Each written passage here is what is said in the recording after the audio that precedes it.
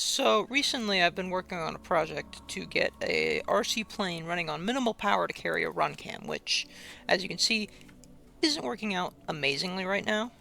Um, for now, we're just going to do a video on the Potensic Atom, which is a $400 drone in the bundle I got versus a $40 drone. The wind speed in the area I did this was about 4 miles an hour, which is pretty low. And without any further ado, let's get right into it. Alright, so this is the $40 drone. It's pretty simple. I think I got it on sale, so it's actually a bit more than that, even. But I mean, this is the same drone and the same park involved in the natural gas pipeline incident. the glider pane incident. But yeah, you can adjust the camera angle. It's not an actual gimbal, it just lets you adjust the angle. It's got a battery. That's pretty much it. Doesn't really do much other than that. And the controller is interesting. It's not supposed to stick like that.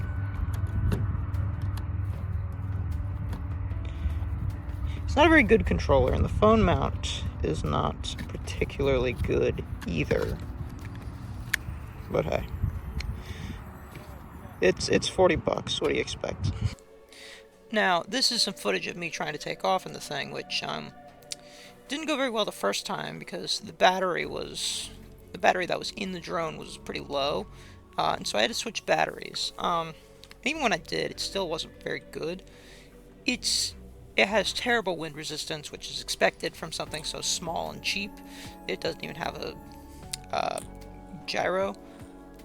It doesn't have a gimbal, so the footage looks so incredibly bad. And this was 4-mile-an-hour winds, by the way, and it is struggling to even stay in one place. I had to put it up to the maximum speed to even compensate for all that. So it's not very good. So this is the Potensic Atom. That's the battery in there. You actually wire it up to the controller. That's what the inside of the case looks like. That's where the drone goes. That's where the controller goes. These thumbsticks screw off for storage. And it actually uses micro SD cards, so we're gonna get a lot higher quality video and a lot smoother video in terms of frame rate, since it's not recording the video over the digital connection, it's recording it natively to the drone. And it's also got a 3-axis gimbal, so it should be much smoother as well. And so this is some footage of the drone just flying up pretty high, up to 109 feet. It has a max altitude of about 200 feet. And so this is just me flying up and then panning around for a bit. And then clicking return to home, just to, make sure that works. But yeah, enjoy the footage.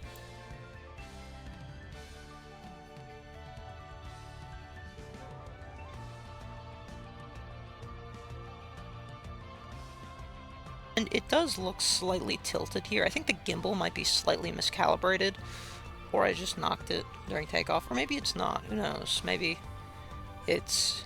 I wouldn't think it would be because it's compensating for the wind, because it stays like that pretty consistently, so I think the gimbal's just miscalibrated, but all in all, very smooth footage.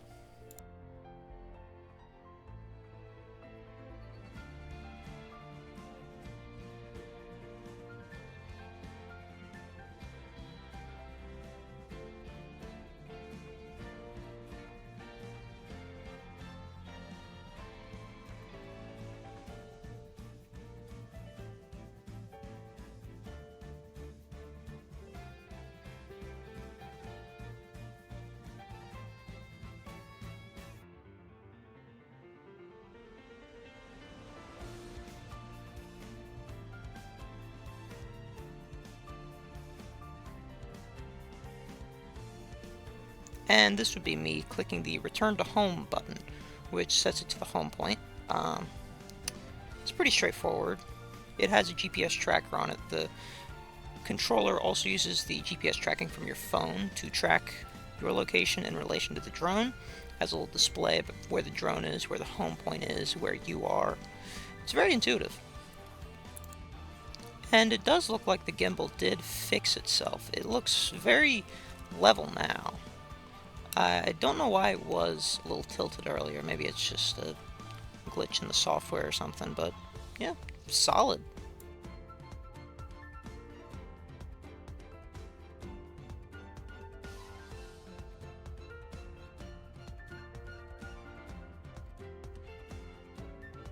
And now here's some footage of me at about 120 feet. And this is me going to fly an RC plane because, you know, it's a drone. It stays very stable. Uh, it has very good wind resistance for something being under the 250 gram cap for unregistered drones. It's very, very stable. I'm very impressed with it. And so this is just some footage of, me flying around for a bit. So yeah, enjoy.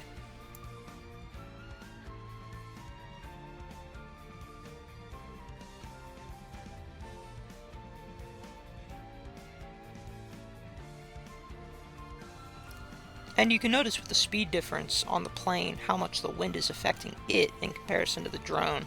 So for it to be so stable at that at a much higher altitude than the plane is also pretty impressive.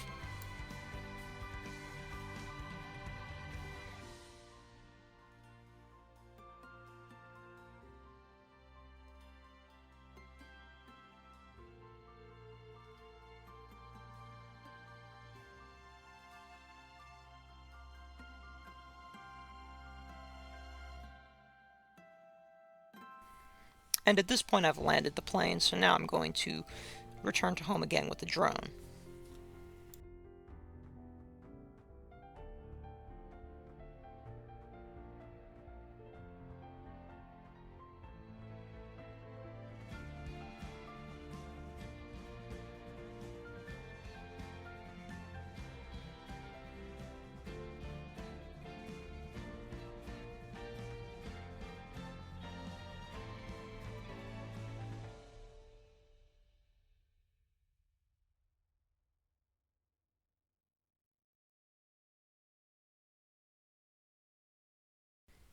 So as you can probably tell, the $400 drone is leagues better than the $40 drone. So if you want a drone that's, just for fun, a $40 drone might be right for you, but a $400 drone will get you really good footage, especially if you're into photography. That's it for this video. Thank you all for watching.